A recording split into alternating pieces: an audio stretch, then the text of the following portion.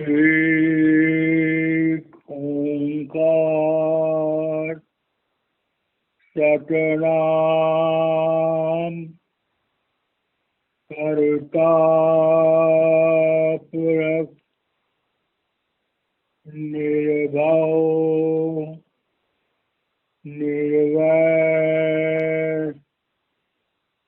अकाल मूरत अजूनी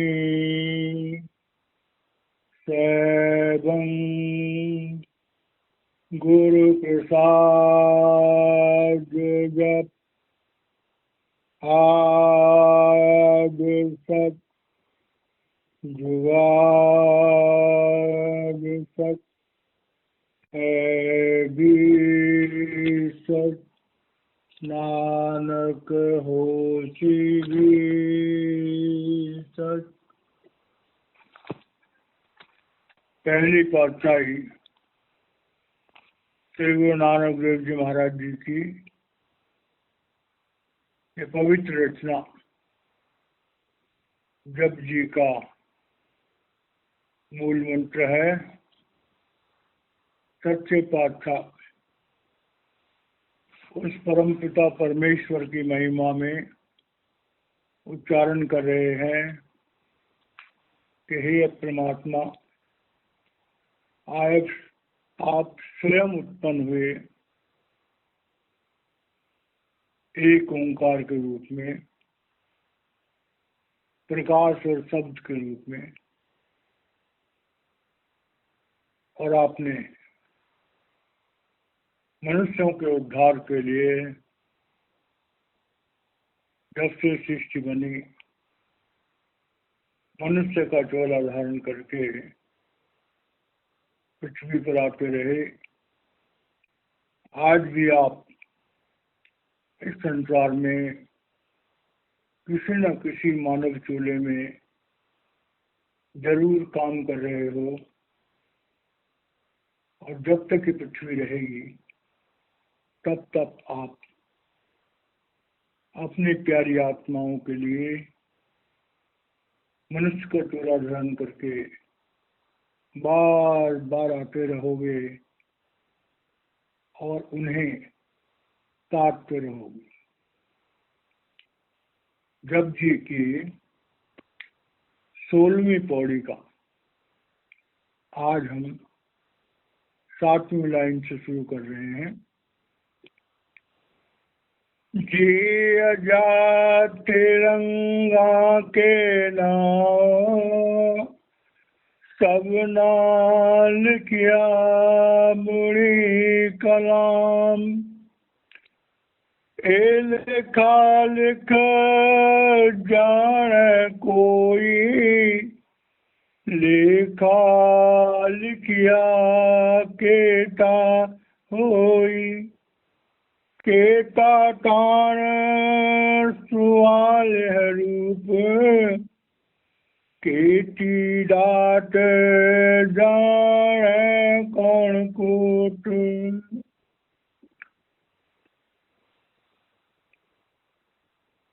परम पिता परमेश्वर का रूप पहली पातशाही श्री गुरु नानक देव जी महाराज अब इस रचना के माध्यम से हमें समझा रहे हैं कि उस परमात्मा ने जब स्वयं प्रकट हुए शब्द और प्रकाश के रूप में और कहा एको अहम बहुश्याम, तो उस परमात्मा के अपने रूप अनंत अनंत रूप बन गए। और जब पहला देश बना तो सचखंड का देश था, आत्माएं प्रभु में ही लीन थी, उनका कोई अलग से अस्तित्व नहीं था। प्रभु के दिल में आया कि प्रेम का खेल खेला जाए, विरह की वेदना का एहसास कराया जाए,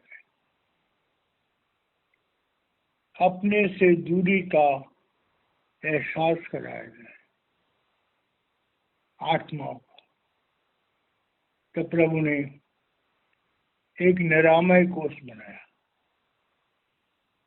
और उन आत्माओं को उस निरामय कोष में लपेट दिया और बना दिया प्रभ्रम का देश। अब प्रभ्रम के देश में आत्माएं निरोल अवस्था में है, लेकिन उनकी परमात्मा से थोड़ी सी दूरी बन गई। आत्मा और परमात्मा के बीच में एक ट्रांसपेरेंट पर्दा बन गया। वो परमात्मा को देख सकते हैं, परमात्मा को महसूस कर सकते हैं, लेकिन परमात्मा में अभेद नहीं हो सकते। तो प्रभु के उस प्रेम के खेल में ये पहला कदम प्रभु ने लिया। अब प्रभु ने देखा कि आत्माएं भले ही निरामय कोष में कैद हैं, लेकिन क्योंकि वो आत्माएं उसका अंश हैं, तो उनकी पूरी आसक्ति, पूरा प्यार, पूरा जुड़ाव, पूरी तमन्ना सिर्फ प्रभु के लिए। उन आत्माओं का उस निरामय कोष के लिए कोई अट्रैक्शन नहीं है। प्रभु को बड़ी खुशी हुई कि मैंने आत्माओं को अलग किया, उनके लिए एक छोटा सा कैद खाना बना दिया, लेकिन इनके प्रेम में कोई फर्क नहीं आया। ये संसार जो बनाया प्रभु ने, ये एक प्रेम का खेल खेलने के लिए बनाया। अब प्रभु को लगा कि भाई थोड़ा खेल और खेला जाए। तो जैसे कई साहित्य में आता, कबीर साहब के साहित्य में आता है कि उन आत्माओं से में जो है प्रभु ने 16 सूत्र, 16 मुखिया बनाए, और 16 मुखियाओं में से जो सबसे बढ़िया मुखिया था उसको हेड बना दिया और उसका नाम रख दिया काल, काल निरंजन। क्योंकि प्रकट होने के बाद वो परमात्मा अकाल पुरुष कहा गया। जब वो प्रकट नहीं था तो वो अनामी पुरुष था। अब अकाल पुरुष ने प्रकट होकर के प्रभ्रम का देश बनाया और उन आत्माओं से एक मुखिया चुना जिसका नाम काल निरंजन। अब देखिए यहाँ पर एक बहुत बड़ा ट्विस्ट आ गया। संसार में जब हमें श्रेष्ठता मिलती है तो श्रेष्ठता मिलने के बाद जो पहला कदम होता है वो होता है हमारी अपनी मर्जी चलती है। हम चाहते हैं हमारी अपनी मर्जी चले।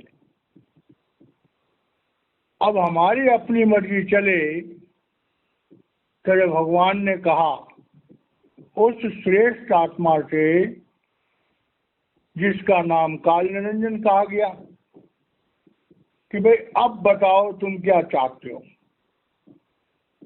तो काल निरंजन ने कहा कि हे प्रभु, हे पिता, अगर आपकी आज्ञा हो तो मैं एक अलग देश का निर्माण करूं। अब प्रभु तो चाहते थे कि उनका प्रेम का जो खेल है वो आगे बढ़े।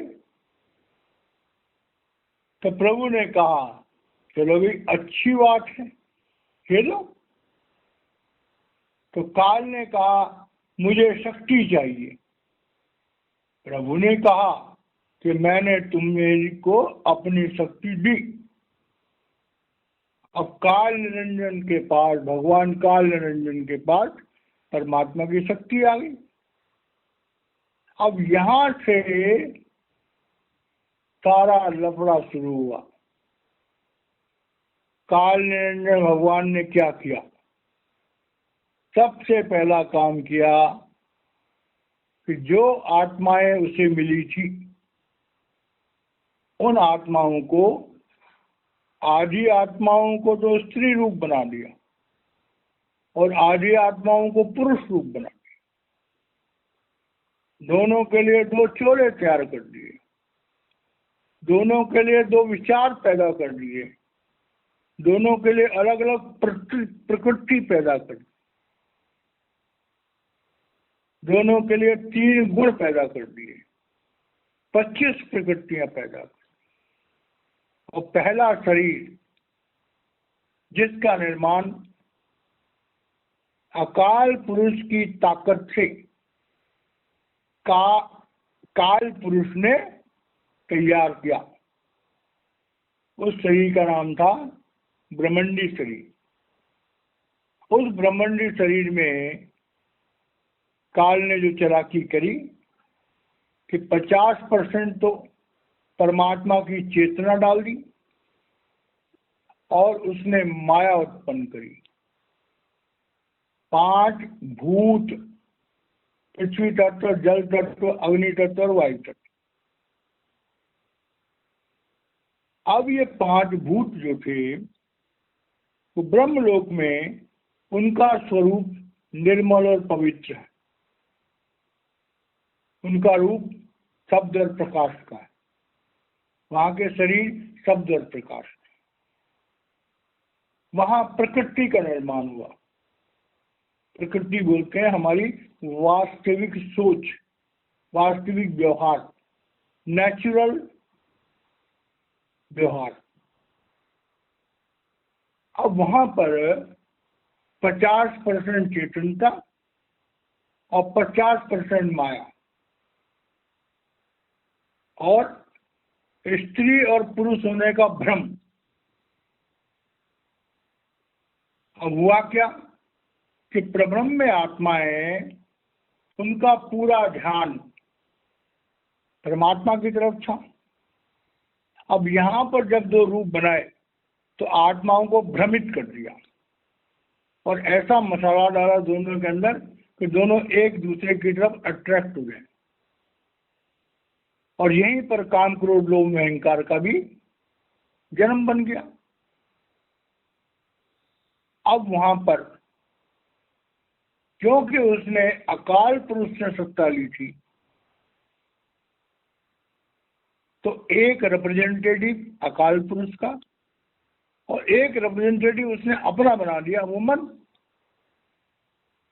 और दुनिया में भी देखते हैं, अगर हम देखें कि किसी स्टेट में एक तो होता गवर्नर जो प्रेसिडेंट के अंडर में काम करता है, और दूसरा था चीफ मिनिस्टर जो प्राइम मिनिस्टर के अंडर में काम करता है। अब इस तरह से जो है उसने निर्माण शुरू कर दिया। अब ब्रह्म के रेस में जो आत्माएं थी, वहां कर्मों का विधान अभी बना नहीं था, लेकिन माया 50% प्रकट हो गई थी। अब वहां काल ने देखा, काल भगवान ने, कि आत्माओं का भले ही स्त्री और पुरुष रूप बना दिया, भले ही वो भ्रमित हो गए, लेकिन प्रभु की आसक्ति, प्रभु का प्रेम बना हुआ था। आत्माएं कुछ समय तक के लिए काल के चंगुल में रहती थी और फिर वापस चली जाती थी। अब जब काल को अपना राज मिल गया तो वो ये चाहता था कि जो आत्माएं हमें मिल गई हैं ये वापस न जाएं। तो काल ने दूसरा स्टेप लिया कि उसने अंड का देश बनाया। अब अंड के देश में उसने माया कर दी 75% और चेतनता कर दी 25%। अब वहां बना विचारों का देश। अब क्योंकि माया बढ़ गई थी, जो विकार पैदा बनाए थे, काम, क्रोध, लोभ, अहंकार, तो वो अब माया की प्रबलता से तो माया का बस चलेगा। तो ब्रह्म में जो विचार नहीं थे, ब्रह्म में संकल्प, आत्माएं सतोगुणी थी। अब अंड के देश में जब आत्माएं आई तो यहां पर जो है आत्माएं, ऐसा महापुरुष कहते हैं, उनमें रजोगुण प्रधान हो गया, उनमें माया का प्रभाव बढ़ गया। लेकिन अंड के देश में आकर के भी कुछ आत्माएं तड़पती रहती थी और अपना समय पूरा करके वापस चली जाती थी। काल भगवान को इस पर भी सब्र नहीं आया। उसने कहा अब ये आत्माएं मेरे चंगुल से वापस नहीं जाना चाहती है, जाना चाहिए इनको। तब उसने अकाल पुरुष की बड़ी लंबी तपस्या और अकाल पुरुष से वरदान मांगा कि मैं एक अलग देश का, ऐसे देश का निर्माण करूं कि जिसका ब्रह्म और अंड से कोई लिंक ना हो। अब प्रभु तो चाहते थे, उन्होंने तो प्रेम का खेल खेलना था, उन्हें तो आत्माओं को तड़फा करके अपने प्यार का एहसास कराना था। प्रभु ने कहा ठीक है, कर लो। तब काल ने इस पिंड के देश का निर्माण किया, स्थूल देश का निर्माण किया, जहां पर 99% माया है, 1% है चेतनता, सिर्फ हमारी आत्मा। और आत्माएं एक एक शरीर में अलग कह दो। अब यहां पर आकर के काल ने कर्मों का विधान बनाया। काल ने 3 गुणों में, तो ये संसार जो पिंड का है, इसे हम तमोगुणी कहते हैं। तम मने अंधेरा, अंधेरे का गुण। और अंधेरा का गुण क्या होता है? अज्ञानता। अगर हम किसी कमरे में चले जाएं और वहां अंधेरा हो तो हमें नहीं पता वहां क्या है, जगह जगह टकराएंगे हम। तो वही हाल इस पिंड के देश में आत्माओं का है। हमें इस संसार में कोई भी चीज उसकी वास्तविकता के रूप में नजर नहीं आती। हम अज्ञानता के अंधकार में गोते खा रहे हैं। तो इस भौतिक, इस पिंड के देश में आत्माओं के आने के बाद का ये जिक्र है कि जीव जाति रंगा के नाम। लो जी, काल भगवान ने स्वेदर, उद्भिज, जेरज, अंडज 4 तरह के शरीर बनाने के नियम बना दिए। कुछ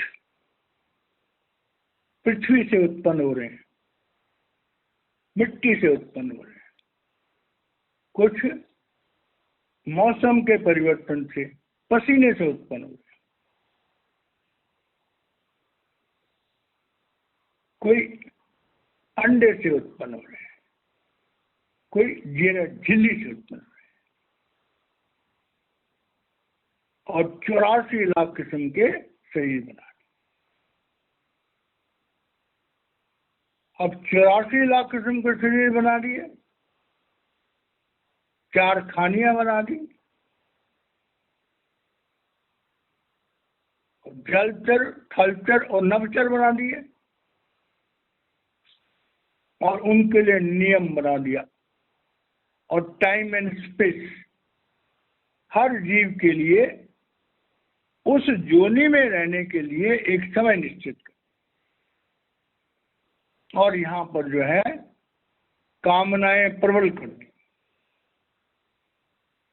इंद्रियों को प्रबल कर दिया, देखने की इंद्रियों को प्रबल कर दिया, सुनने की इंद्रियों को प्रबल कर दिया, सूंघने की इंद्रियों को प्रबल कर दिया, चखने की इंद्रियों को प्रबल। अब उन इंद्रियों की प्रबलता के कारण से अगर हम संसार में देखें तो स्वाद की इंद्रिय की प्रबलता से मछली जब कांटे में लगे हुए भोजन को खाती है, उसके गले में फंस जाता है, उसकी मौत हो जाती है। काम की इंद्रिय में कहा जाता है हाथी होता है, उसको भी बहुत बुरा हाल भुगतना पड़ता है।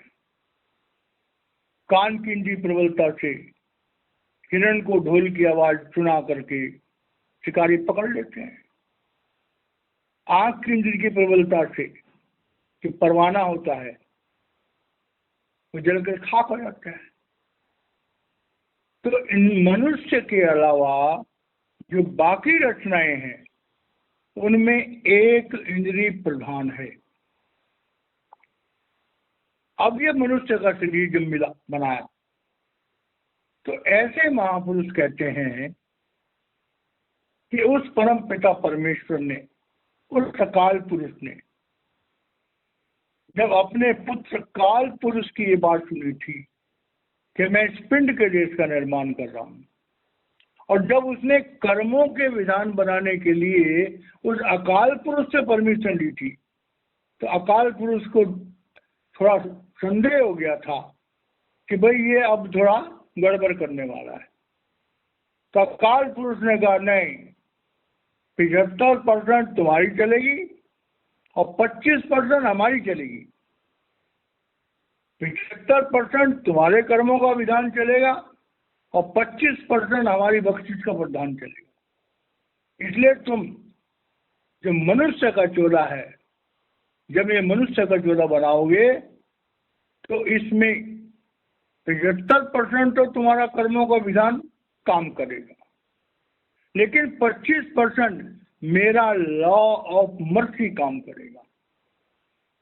हर मनुष्य को 25% कर्म करने की स्वतंत्रता होगी। अब काल कर क्या करता, मजबूरी में मान गया, तो उसने भी भगवान के ऊपर एक दाव फेंका अकाल पुरुष को। काल कहता है अच्छा जी फिर एक काम करेंगे आप कि आपका जो अंश आत्मा यहाँ पर है उसमें इतनी ताकत नहीं होनी चाहिए कि वो 25% कर्मों को अपने आप उनका फायदा उठा सके।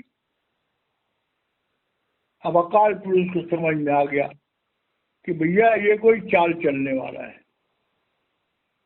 तो अकाल पुरुष ने कहा चलो भाई अच्छी बात है, लेकिन एक बात हम भी तुमको बताई देते हैं कि हम जब चाहेंगे, अकाल पुरुष कहते हैं कि मैं जब चाहूंगा तो पृथ्वी पर आकर के अपने जीवों को ले जाऊंगा। तो काल डर गया, कहता नहीं जी, आप आओगे तो आप कोई चमत्कार दिखा के नहीं लेके जाओगे। आप आओगे तो भाई आप सत्संग कर लो, ज्ञान ध्यान की बात कर लो, जो तुम्हारी ज्ञान ध्यान की बात सुन ले उसे ले लो, लेकिन चमत्कार मत दिखाना। अब काल पुरुष को दिए हुए वचन के कारण से किसी भी महापुरुष ने बोल करके चमत्कार नहीं दिखाए। महापुरुषों द्वारा जो चमत्कार होते हैं वो अपने आप हो जाते हैं, और महापुरुषों का चमत्कार होता है कि वो हमारी आत्माओं को बलवान बना देते हैं, और जब आत्मा बलवान हो जाती है तो वो महापुरुष जो है काल के कर्मों के विधान को ठेंगा दिखा देते हैं। उसके संचित कर्मों को, अपने जीव के संचित कर्मों को अपने को ले लेते हैं। ले बेटा तेरा कर्जा चुक गया, और अपने जीवों को ताकतवर बना देते हैं। प्रारब्ध काट लो और क्रियामान कर्म कर लो, और वो अकाल पुरुष अपने जीवों को वापस ले जाता है। तो ये संसार है, ये अकाल पुरुष और काल पुरुष, बाप और बेटे में जैसे शतरंज का खेल चल रहा है। काल अपनी चाल चलता है जीवों को दुनिया में फंसाने के लिए, अकाल पुरुष अपनी चाल चलता है जीवों को छुड़ाने के लिए। तो भाई जीतना तो अकाल पुरुष नहीं है, तो काल पुरुष जो है वो देखता रह जाता है। तो श्री गुरु नानक देव जी महाराज कह रहे हैं कि जीव जाति रंगा के नाम, भाई काल ने तो कोई कसर नहीं छोड़ी।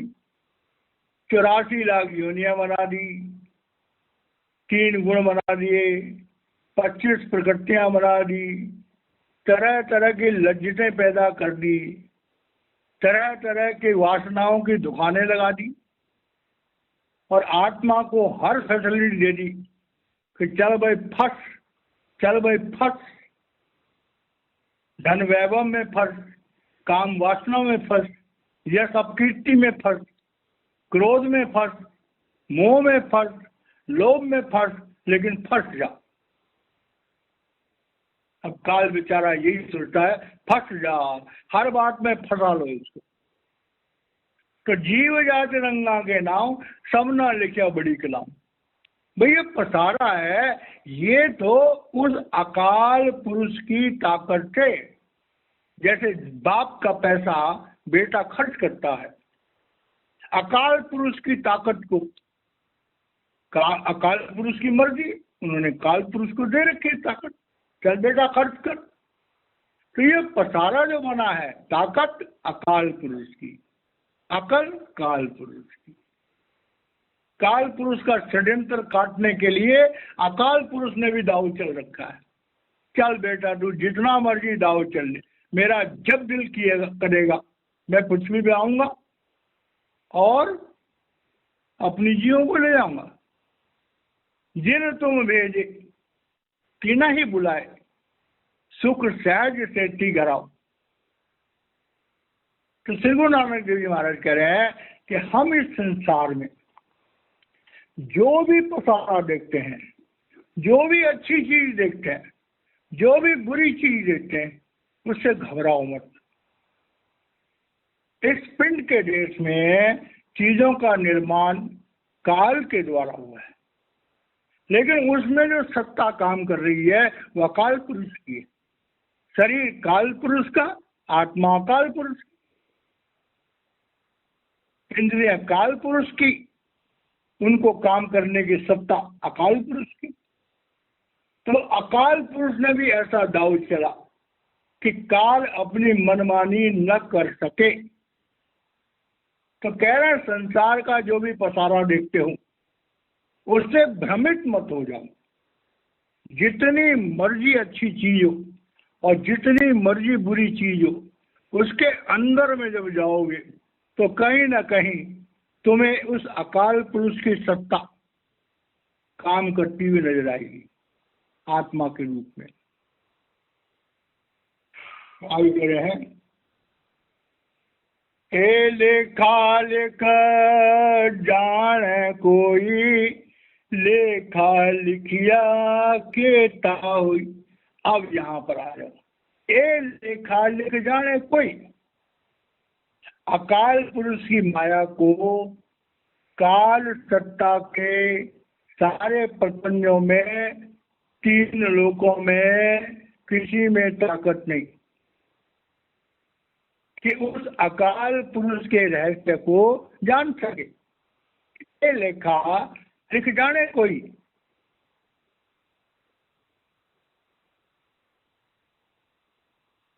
ये लेखा लिख जाने कोई, लेखा लिखिया कहता हूं, क्योंकि सब कुछ तो अकाल पुरुष ने बनाया। तो जीवों का जो भविष्य है, लेखा लिखिया कहता हुई कि भाई जीवों का अंत क्या हुआ, वो लेखा काल के वश में नहीं है, वो लेखा अकाल पुरुष के वश में। मेरे गुरुदेव संत दर्शन सिंह जी महाराज अपने सत्संगों में फरमाया करते थे कि भाइयों, जो तुम सत्संग सुन रहे हो, तुम लोग वो आत्माएं हैं कि जो इस पृथ्वी पर उस अकाल पुरुष द्वारा भेजी गई हो। तुम लोगों ने काल को मना कर दिया था, लेकिन मैंने कहा था कि जाओ। यूं कहा जाता है सत्संगों में कि जो रूहें थी उनमें से 8/9 रूहें जो हैं, 8/9% रूहें काल देश में, इस पिंड के देश में आने के लिए राजी हो गई थी। 1/9% जो रूहें थी उन्होंने साफ साफ मना कर दिया था अकाल पुरुष को, हम ऐसे मायावी देश में नहीं जाएंगे। तो अकाल पुरुष ने कहा था जाओ देखो, तो आत्माओं ने कहा हम तो गुम हो जाएंगे। तो अकाल पुरुष कहता चिंता की क्या बात है, मैं हूं ना। तो आत्माएं कहती हैं आपको हम पहचानेंगे कैसे। तो अकाल पुरुष कहते हैं आत्माओं को, जब मैं आकर के शब्द उच्चारण करूंगा, जब मैं आके सत्संग करूंगा, जब मैं आके बांग लगाऊंगा, तो तुम्हारे हृदयों में गुदगुदी हो जाएगी। जिन भाइयों को सत्संग सुनने के बाद गुदगुदी होती है, प्रेम का एहसास होता है, उस मालिक की याद आती है, समझ लो तुम प्रभु की वो प्यारी रूहें हो जिनको लेने के लिए प्रभु आया हुआ है। जो मर्जी हमारा जीवन हो, जिस मर्जी हम धर्म के रहने वाले हों, हमारा जीवन अच्छा हो या हमारा जीवन बुरा हो, अगर हम वो रूहें हैं जिनको लेने के लिए प्रभु आया है, तो हम जहां मर्जी हो, बियावान जंगलों में रहते हो, पहाड़ों पे रहते हो, किसी जोनी में हो, वो सत्पुरुष जो महापुरुषों के रूप में आता है तो अपनी चिताई हुई आत्माओं को ले जाता। जिन तुम भेजे कि नहीं बुलाए, सुख सहज स्थिति आओ। और सुख सहज की स्थिति क्यों? परमात्मा वसीला करता है, कर्मों के विधान को नाश करता है, हमें आत्मज्ञान देता है, हमारे घर की परिस्थितियों को ठीक करता है। इस दास ने हजारों सत्संगियों के जीवन की पड़ताल करी। नामदान के बाद, किसी सच्चे महापुरुष के नामदान के बाद न तो कोई आदमी अकाल मृत्यु में मर सकता अगर वो थोड़ा बहुत भी भजन करता है, न वो भूख से मर सकता, न वो संसार की किसी कमी से मर सकता है। वो मालिक कदम कदम पे उसका ख्याल करता है, चाहे धन की आवश्यकता हो, चाहे मदद की आवश्यकता हो, हमें मिलती है वो अदृश्य शक्ति। हमारे गुरु का अदृश्य समर्थ हाथ हर समय हमारे साथ है।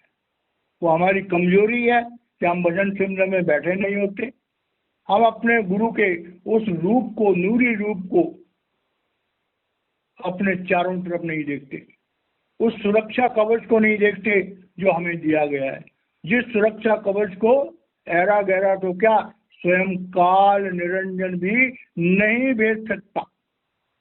एक सच्चे सत्संगी के नजदीक काल निरंजन भी बिना अकाल पुरुष की आज्ञा के नहीं आ सकता। यहां तक कि अगर कोई गुरुमुख बैठा हो तो किसी इंसान के प्राण भी लेने यमराज नहीं आ सकता।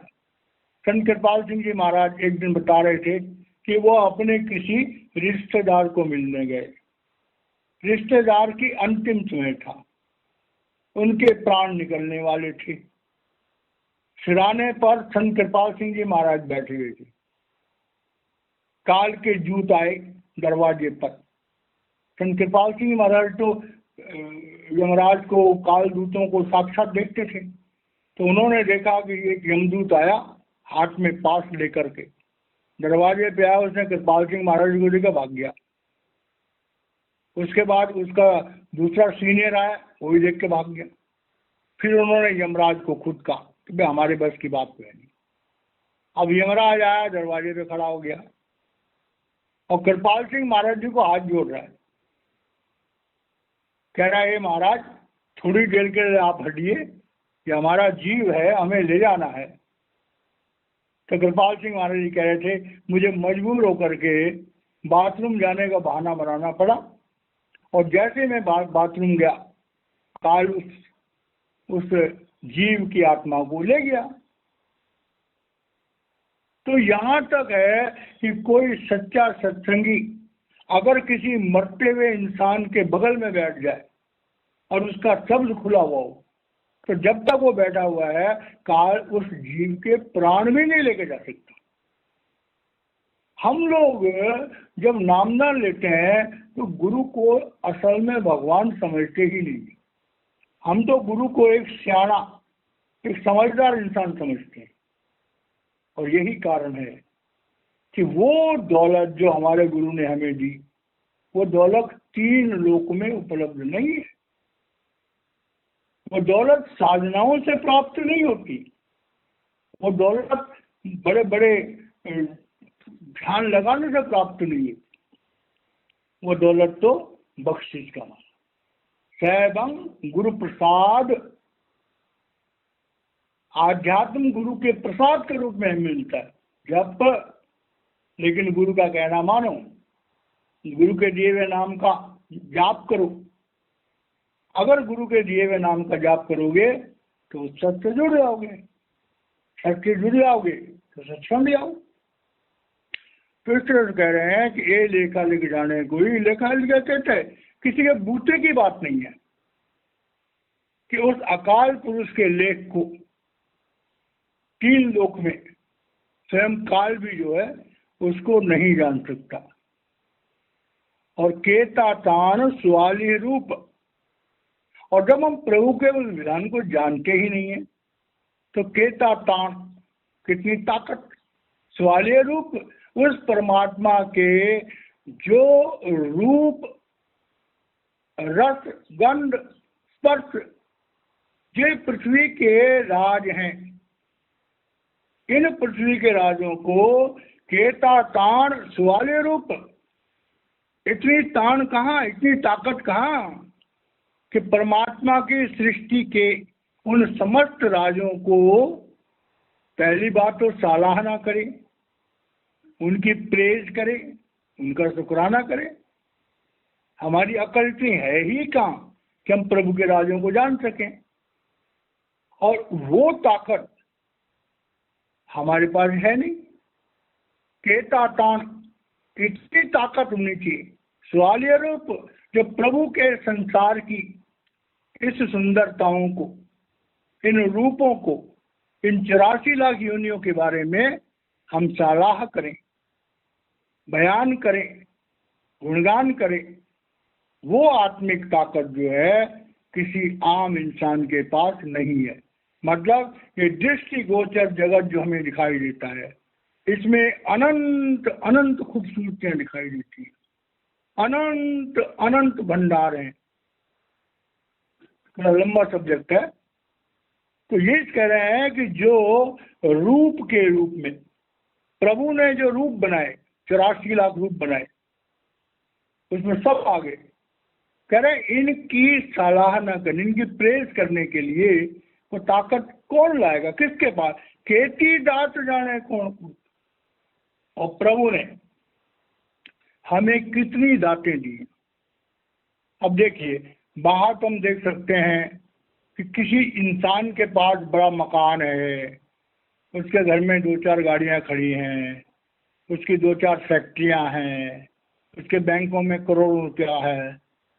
इसकी जानकारी की तो उसके सीए को हो सकती है, उसके बावजूद भी कुछ ना कुछ डूबते रह जाते हैं। लेकिन अंदर के मंडलों में कितने खजाने हैं, क्या कोई इंसान उनको जान सकता है? केती दात, उस परमपिता परमेश्वर ने जीवों को कितनी दौलतें दे रखी हैं, कितनी दातें दे रखी हैं। कह रहा किसका बूता है, किसकी हिम्मत है?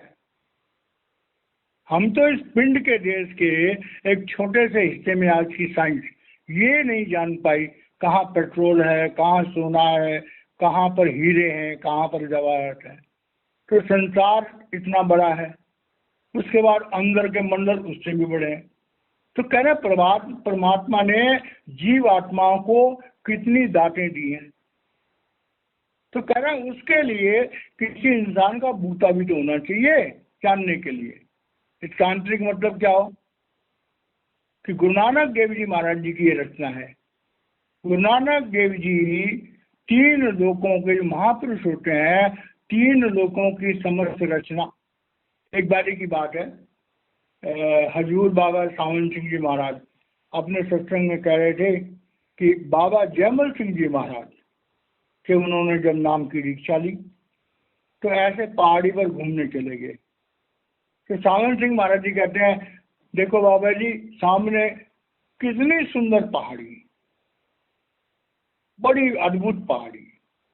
तो बाबा जयमल सिंह जी महाराज कहते हैं सावन सिंह महाराज जी को, उन्हें बाबूजी कहा गए कि देखो भाई बाबूजी, हम इन पहाड़ियों के बनने से पहले इस जगह को जानते हैं।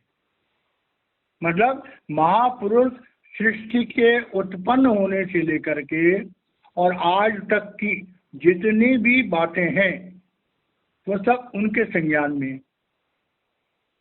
तो इस तरह से कह रहे हैं कि वे महापुरुष बड़ी अद्भुत चीज होते हैं, उनको समझना मनुष्य के बूते की बात नहीं है। जो प्रभु ने हमें दातें दी हैं गिनते गिनते थक जाओगे। इसका आंतरिक मतलब क्या हुआ?